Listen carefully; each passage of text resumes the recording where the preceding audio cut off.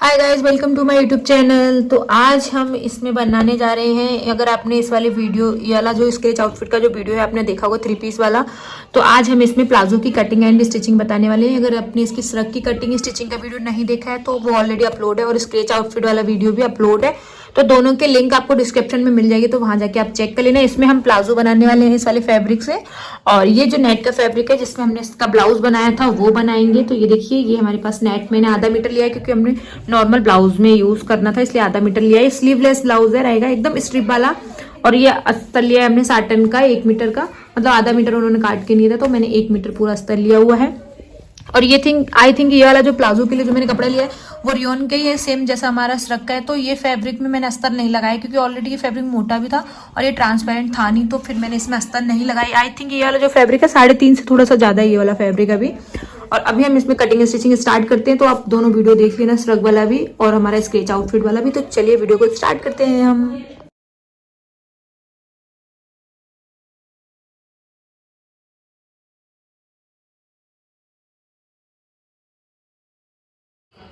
तो ये देखिए, जो मेरे पास फैब्रिक था मैंने 3.5 मीटर अभी फैब्रिक इसमें से लिया है, उसको मैंने 2 फोल्ड में फोल्ड कर लिया है। ये हमारा बंद वाला भाग है, ये देखिए। तो इस तरह से हमने यहाँ तक ये 3.5 मीटर फैब्रिक को 2 फोल्ड में इस तरह से फोल्ड किया है।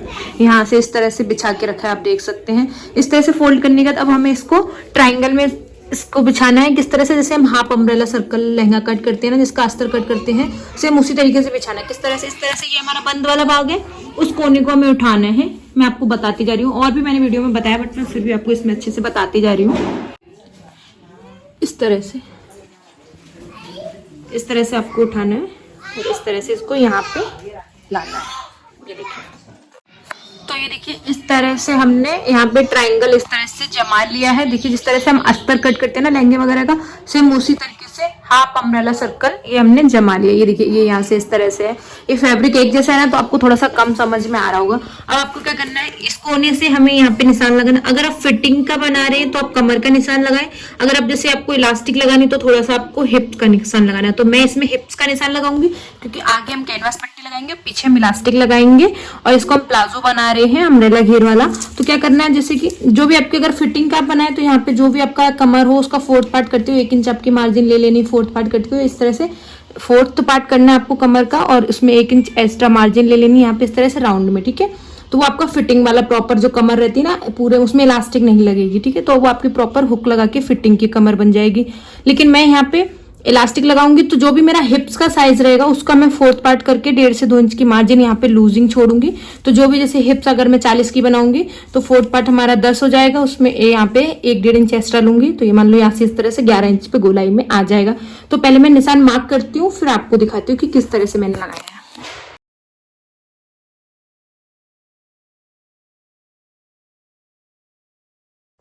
तो ये देखिए, हमने इसमें पूरे में लंबाई का जो निशान था वो भी लगा दिया है। यहाँ पे क्रॉच एरिया का निशान लगा दिया है, यहाँ पे हमने जो हमारी कमर ली है वो निशान लगा दिया है।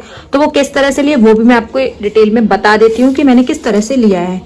तो ये देखिए, यहाँ से तो पहले मैंने इस तरह से इंची टेप को रखा है बिल्कुल ऊपर से, और यहाँ पे हमने ये 14.5 की लंबाई ली है, ठीक है। ये 14.5 की लंबाई ली है, और ये जो गोलाई है वो हमने हिप्स के हिसाब से ली है, कि जो भी आपकी हिप्स हो उसके हिसाब से। तो जो भी मेरी हिप्स थी 40 थी, उससे हमने 1.5 इंच एक्स्ट्रा लिया है मार्जिन दबने के लिए। ये देखिए, तो 1.5 इंच हमने 11.5 पे यहाँ पे कट किया है। 10 इंच हमारी फिटिंग किया जाएगी। कमर तो हमारी इससे छोटी है, बट हम इसमें इलास्टिक लगा रहे हैं तो इसलिए हमने यहाँ पे हिप्स का साइज लगाया है। तो चौथा भाग हमारा 10 आएगा, तो हमने 1.5 इंच इसमें मार्जिन दिया, ठीक है। अब यहाँ से हमें क्रॉच एरिया की लंबाई लेनी, कितनी लेनी है, जो भी आपका हिप्स हो, ये देखिए हमने यहाँ से लिया है, जो भी आपके हिप्स हो उसका आपको 4th पार्ट करते हुए 1.5 से 2 इंच की आपको मार्जिन दे देनी। तो मेरा हिप्स तो 10 आ रहा था, तो मैंने 2 इंच की यहाँ पे मार्जिन दी है, तो 12 इंच हो जाएगा। तो आपको क्या करना है, यहाँ से आपको कम से कम 1.5 इंच चौड़ा रखना है नीचे साइड से। ये देखिए, यहाँ से मैंने 1.5 इंच चौड़ा रखा है, और यहाँ से तो हमने नॉर्मल आधा इंच रखा है यहाँ तक। तो आपको क्या करना है, यहाँ से इस तरह से, जैसे कि निशान आपको दिख रहा होगा, यहाँ पे हल्का सा कर्व शेप देना है, और इस तरह से तिरछा मैंने मिला दिया। ये देखिए, इस तरह से इंची टेप को रखा है मैंने। ये 1.5 इंच की मैंने यहाँ पे जो चौड़ाई दी थी उसको इस तरह से रखा, और इस तरह से मैंने तिरछा मिला दिया। आप देख सकते हैं जिस तरह से मैंने इंची टेप रखा है इस तरह से। और जब हम इसको सिलाई करेंगे ना तो वो आधा इंच पे इसको दब जाएगा। तो अब हमने इस तरह से मार्क कर लिया।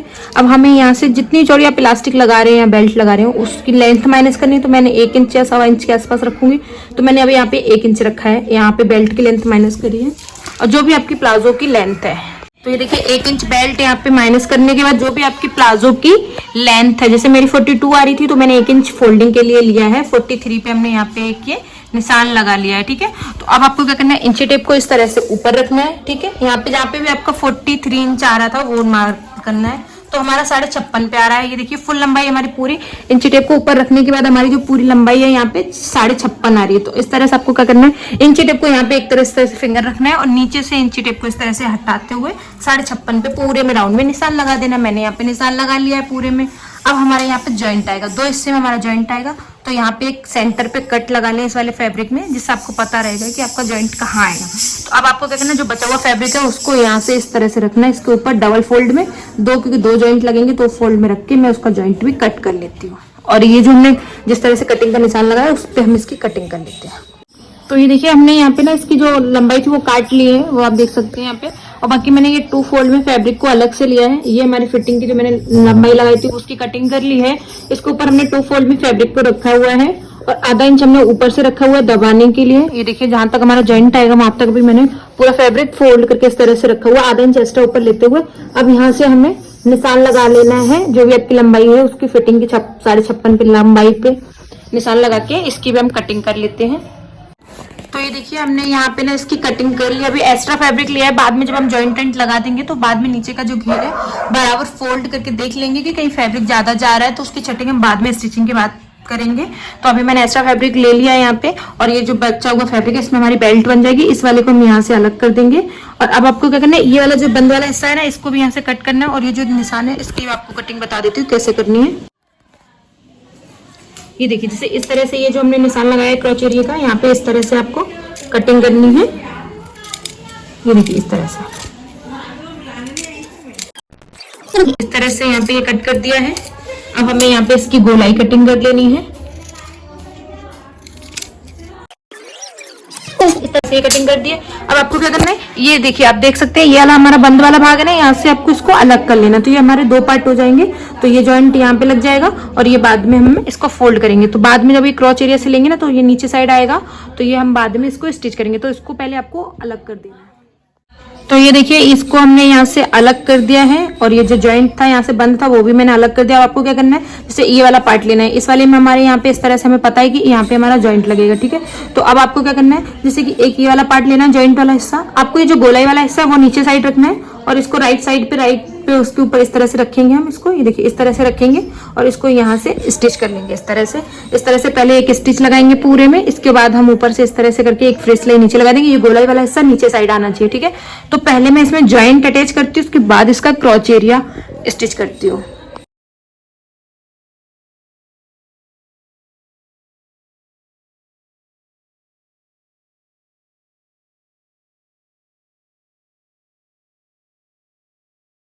तो ये देखिए गाइस हमने इसमें ना जॉइंट लगा दिया है। ये देखिए आप देख सकते हो यहाँ से हल्का सा फैब्रिक एक्स्ट्रा भी जा रहा है। यहाँ पे मैंने फ्रेश सिलाई भी लगा दी है और इस तरह रहेगा ना। तो एक ये हमारा पीस है और एक वो अभी मैंने खोल के नहीं दिखाया और वो कुछ इस तरह से दिख रहा है। आपको क्या करना है, ऊपर साइड से इसको इस तरह से पहले फोल्ड करके इस तरह से रखना है और ये पूरी गोलाई मेजर करनी है कि कौन सी बड़ी छोटी जा रही है। तो उसको हल्की से नीचे से मतलब छटिंग करते हूँ, ऊपर से पूरा बराबर कर देती हूँ मैं और नीचे से इसकी छटिंग कर देती हूँ, फिर आपको दिखाती हूँ। देखिए गाइस हमने दोनों फैब्रिक को इस तरह से फोल्ड करके बिछा लिया है दोनों साइड से। अब आप देख सकते हैं आपको किस तरह से, ये देख सकते हैं नीचे साइड से जो भी हमारा एक्स्ट्रा फैब्रिक जा रहा है ना उसकी छटिंग आपको बराबर पे करनी है। इस तरह से क्या करेगा कि जब आप प्लाजो जब आप पहनेंगे ना तो ऊपर नीचे नहीं होगा फैब्रिक। तो इस बार आपको क्या करना है, जब भी आप जॉइंट लगाए ना किसी भी फैब्रिक में, किसी तरह के लहंगे में या किसी में भी जब भी जॉइंट लगाए कोई, तो इस तरह से फैब्रिक को एक बार मेजर कर लें कि आपका जो फैब्रिक है दोनों पार्ट जो है वो बराबर जा रहे हैं कि नहीं जा रहे हैं। इस तरह से जो एक्स्ट्रा फैब्रिक दिख रहा है ना वो मैं छटिंग कर लूंगी, साथ में मैं इंची टेप से मेजर कर लूंगी दोनों पार्ट की जो लंबाई है वो बराबर आ रही है कि नहीं आ रही है। तो पहले मैं इसकी छटिंग कर लेती हूँ, लंबाई कर लेती हूँ मेजर, इसके बाद हम इसका क्रॉच एरिया स्टिच करेंगे और उसमें बेल्ट लगा के इलास्टिक अटैच कर देंगे। तो ये देखिए हमने पूरे में इसमें यहाँ पे ये इस तरह से ये यहाँ पे पूरे में क्रॉच एरिया सिल लिया है। वैसे क्रॉच एरिया पे ही मैंने सिलाई लगाई, देख सकते हैं। अब आपको इसको किस तरह से स्टिच करना है वो मैं आपको बताती हूँ। ये देखिए जैसे कि ये हमारा क्रॉच एरिया है एक और एक ये हमारा क्रॉच एरिया है ना, तो आपको इस तरह से इसको ओपन करना है, उसको आमने सामने कर देना है। जैसे कि इस तरह से ये इस तरह से ये वाला क्रॉच एरिया और ये दोनों क्रॉच एरिया इस तरह से बराबर मिलने चाहिए। तो ये जो हमारा है वो एकदम सेंटर पे आ जाएगा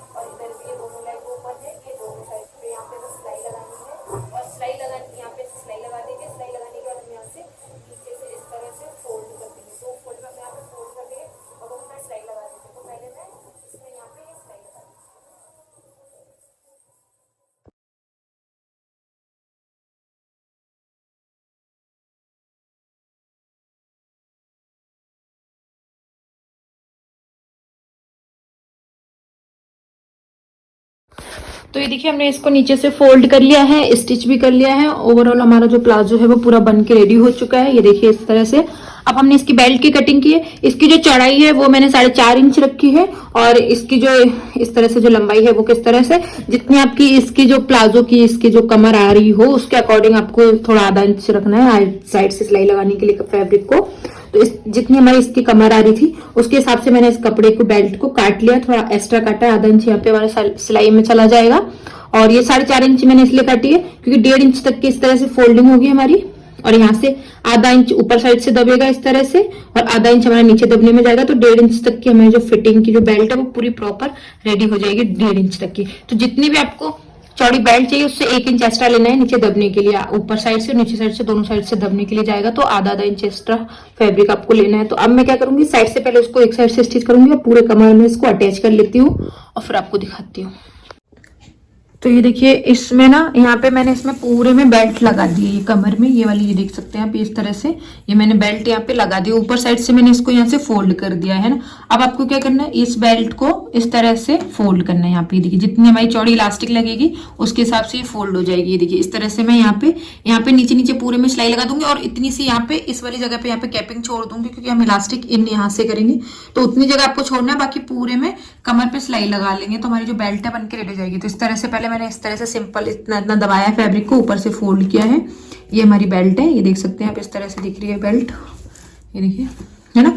अब आपको क्या करना है, इसको ना इस तरह से यहाँ पे इस तरह से करना है और यहाँ पे पूरे में इस तरह से स्टिच करना है, और एक साइड से किधर साइड से भी यहाँ पे इस तरह से जगह ओपन रखनी है जिसमें हम इलास्टिक अटैच कर सकें।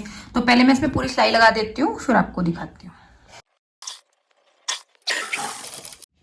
तो ये देखिए हमने पूरे में बेल्ट में सिलाई लगा दी है। इतनी जगह मैंने ओपन रखी है जिसमें हम इलास्टिक को अटैच करेंगे, और कुछ इस तरह से हमारी जो बेल्ट है वो लगी हुई है, आप देख सकते हैं। इस तरह से जो फैब्रिक था वो भी अंदर साइड चला गया। हम इसमें इलास्टिक और जो कैनवास पट्टी, फ्रंट में हम कैनवास पट्टी लगाएंगे और बैक में पूरे में बाकी में हम इलास्टिक अटैच कर देंगे। तो जो भी आपको क्या करना है, कैनवास पट्टी फ्रंट में जितना सामने सामने रखना है, तो मैं 15 इंच या 15 से 16 इंच के सामने सामने मैं कैनवास पट्टी रखूंगी और बाकी पूरे में इलास्टिक अटैच कर दूंगी। जो भी आपकी कमर साइज है उससे 3 से 4 इंच की इलास्टिक छोटी रहती है, तो मैं इलास्टिक अटैच करके पूरा फाइनल लुक दिखा देती हूँ आपको प्लाजो में। और इतनी जगह मैंने ओपन रखी है, यहाँ पे डबल सिलाई लगा लेनी है जिससे आपकी सिलाई निकले ना। तो ये देखिए ये हमारी कैनवास वाली पट्टी है, ये जिसको हम ऊपर लगाएंगे, और ये पीछे इलास्टिक लगाऊंगी। तो मैंने एक साइड से इसको इस तरह से जॉइंट करा है, और इसकी जो लंबाई है वो मैंने 17 इंच रखी है। और यहाँ से ये हमारा क्रॉच एरिया का जो सेंटर है यहाँ से आधा आधा दोनों साइड से आ जाएगा। मतलब ये इस तरह से मैंने इसको जमाया है कि ये जो फ्रंट में ना हमारा कैनवास पट्टी है तो उससे क्या कि अच्छे से फिनिशिंग अच्छी दिखेगी फ्रंट साइड से। तो ये फ्रंट में इस तरह से आएगी और बाकी पूरे में हमारी इलास्टिक अटैच हो जाएगी। तो यहाँ पे बाद में मैं इसको इन करके यहाँ से इसको जिस तरह से इसको स्टिच किया है मैंने, और इसको भी स्टिच कर दूंगी इस तरह से। तो पहले मैं इसको स्टिच कर लेती हूँ। तो गाइस ये देखिए हमने यहाँ पे कैनवास पट्टी लगाई है और पीछे ये हमारे पूरे में इसमें इस तरह से इलास्टिक आई हुई है, आप देख सकते हैं। और इस तरह से फिनिशिंग से हमारी बेल्ट भी लग गई है और हमारा जो प्लाजो पूरा रेडी भी हो चुका है, आप देख सकते हैं। और आपने इसका फाइनल लुक देख ही लिया होगा स्क्रेच आउटफिट में, और इस तरह से इसको नीचे से फोल्ड किया है। अब हम इसके ब्लाउज की कटिंग एंड स्टिचिंग भी बता देते हैं। इसमें बहुत ही ईजी है, सिंपल ही बताऊंगी मैं नॉर्मल, क्योंकि मैं सिंपल 1 टक्स का बना रही हूँ। और इसमें बैक में मैं जिप लगाऊंगी, और उसमें ना मैं फॉर्म नहीं लगा रही हूँ, आप चाहे तो फॉर्म का यूज़ कर सकते हैं, क्योंकि मैं ज़्यादा डीप नहीं करूँगी ब्लाउज को, तो इसलिए मैं उसमें फॉर्म नहीं लगाऊंगी। और ये है हमारे प्लाजो का पूरा फाइनल लुक। होप कि आपको इसकी कटिंग स्टिचिंग आपको पसंद आएगी। तो गाइस अब हम इसमें बनाने जा रहे हैं ब्लाउज। तो ये जो मेरे पास आधा मीटर मैंने नेट ली थी, कुछ इस तरह से इसकी डिजाइन दिख रही है। तो ये नेट है आधा मीटर और इसमें 80 सेंटीमीटर का कॉटन का अस्तर है और ये साटन वाला अस्तर। और बैक में मैं जिप लगाऊंगी और इसका ना मैं स्क्वायर नेक में ही बनाऊंगी, बैक से ज्यादा डीप नहीं बनाऊंगी, नॉर्मल डीप रखूंगी और ये जिप लगाऊंगी बैक से पूरे में। और सिंपल ही बना रही हूँ स्क्वायर नेक और स्लीवलेस, थोड़ा स्ट्रिप जैसी पट्टी रहेगी इसमें। तो आप अपने हिसाब से गला वगैरह चेंज कर सकते हैं और अपने हिसाब से बना भी सकते हैं। मैंने तो सिंपल ही बनाया है इस वाली ब्लाउज को। और इसमें ना क्या बोलते हैं, इसमें मैं फॉर्म नहीं लगा रही हूँ, इस वाली ब्लाउज में मैं फॉर्म नहीं लगाऊंगी। आप चाहें तो लगा भी सकते हैं, मैं ज्यादा डीप नहीं रख रही हूँ तो इसलिए मैंने फॉर्म नहीं लगाया। तो चलो इसकी कटिंग स्टार्ट करते हैं। अब हम अभी हमने अस्तर पे मार्क किए हैं, तो यहाँ से ना जो आपको ब्लाउज की लेंथ ले लेनी है कि आपको लंबाई कितनी रखी, जो भी आपकी लंबाई है उसमें 1.5 इंच प्लस कर देना। मैंने यहाँ पे 15.5 लिए, फिटिंग की हमारी 14 इंच हो जाएगी। और यहाँ से ना मैंने शोल्डर लिए हैं 5.5 पे, क्योंकि हम स्लीवलेस ब्लाउज बना रहे हैं। तो ये देखिए यहाँ से मैंने जो शोल्डर लिए हैं वो 5.5 पे लिए हैं, और ये जो आर्मोल की लंबाई है वो मैंने 6 ली है। ये देखिए इस तरह से आर्म होल की जो लंबाई है वो मैंने 6 ली है, इसका हमने हाफ किया तो वो 3 इंच पे आया और यहाँ से हमने 1.5 इंच की गोलाई दी है और यहाँ से इस तरह से आपने चेस्ट पार्ट करना है, इसके बाद फिर 1.5 इंच की गोलाई देनी है। तो ये देखिए ये जो भी आपके चेस्ट का 4th पार्ट है उसमें 2 इंच प्लस आपको मार्जिन दे देना। मैं इसको बड़े साइज का बना रही हूँ तो मैंने यहाँ पे 11.5 लिया है, क्योंकि थोड़ा सा फ्री साइज का मैं ये ब्लाउज बना रही हूँ रेंट पे देने के लिए लहंगा, तो इसलिए मैंने इसका ब्लाउज है ना वो बड़ा साइज बनाया है। तो यहाँ से इस तरह से आपको चेस्ट लेनी, जो भी आपकी चेस्ट उसका 4th पार्ट करना है प्लस 2 इंच की मार्जिन दे देनी है, ठीक है। और यहाँ से हमने जो गले की चौड़ाई ली है वो मैंने इस बार 3.5 ली, क्योंकि हम स्लीवलेस बना रहे हैं और ज्यादा डीप गला रख नहीं रही हूँ। यहाँ से 3.5 इंच लिया और यहाँ से ना फिटिंग का 5.5 है और हमारा नॉर्मल हमारा जो गला रह जाएगा वो 6 रह जाएगा। ये देखिए यहाँ से 6 लिया है मैंने, 5.5 रह जाएगा और इसकी जो चौड़ाई है ये वाली वो 3.5 है, तो हमारे जो शोल्डर है वो 1.5 इंच के आसपास रह जाएंगे। तो ये देखिए अभी 2 पौने 2 के आसपास आ रहे हैं, तो जब हमारा पूरा स्टिच होगा तो 1.5 इंच के आसपास शोल्डर हमारे पतले से रह जाएंगे।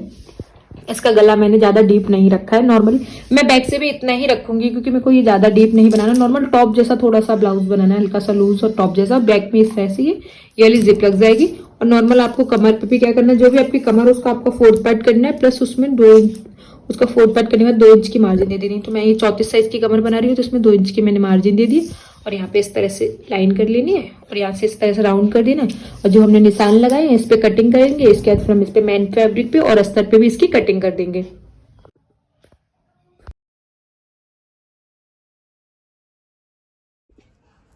तो ये देखिए पहले मैन फैब्रिक को और मैंने साटन वाले अस्तर को इसको अटैच कर लिया। इसके बाद हमने जो अस्तर है कॉटन वाला उसको रखा है। इसमें मैंने गले पे जो हम सिंपल हम सिलाई लगाते हैं जिसको पलटते हैं उस तरह से मैंने इसमें सिलाई लगाई है, आर्म होल पे भी, यहाँ पे गले पे भी और नीचे भी, क्योंकि मैं पट्टी नहीं लगाऊंगी तो मैंने बैक साइड में भी इस तरह से मैंने यहाँ पे सिलाई लगा दी है। और ये बैक वाला पार्ट है तो मैंने यहाँ से इस तरह से सिलाई लगाई है और ये इस तरह से यहाँ पे भी सिलाई लगा दी है। ये बीच से यहाँ से इसको अलग कर देंगे, यहाँ पे हमारी जिप लग जाएगी। और ये सिंपल ही नेक रखा है, ज़्यादा डीप वगैरह नहीं रखा है मैंने, इस बार सिंपल एकदम नॉर्मल ब्लाउज रखा है। तो मैंने जो भी निशान लगाए हैं इन पे सब पे एक्स्ट्रा जो फैब्रिक यहाँ पे जो ये जा रहा है इसको कटिंग करके उसको सिंपल पलट देंगे।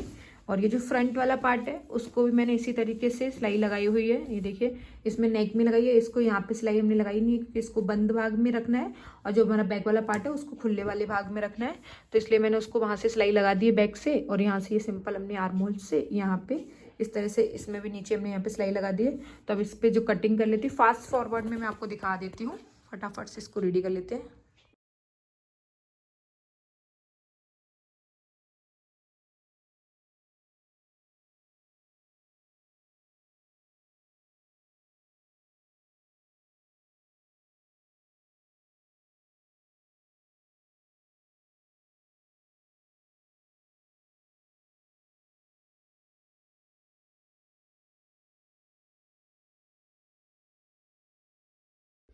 तो ये देखिए गाइस मेरा जो ब्लाउज है वो पूरा रेडी हो चुका है, सिंपल एंड सोबर 1 टक्स का।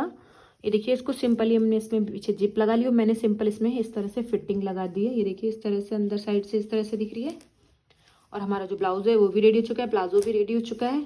होप कि आपको इसकी कटिंग एंड स्टिचिंग अच्छी लगी होगी। अगर कटिंग स्टिचिंग का वीडियो अच्छा लगा हो तो चैनल को लाइक शेयर एंड सब्सक्राइब करना और मिलेंगे हम अपने नेक्स्ट वीडियो में, तब तक के लिए बाय बाय।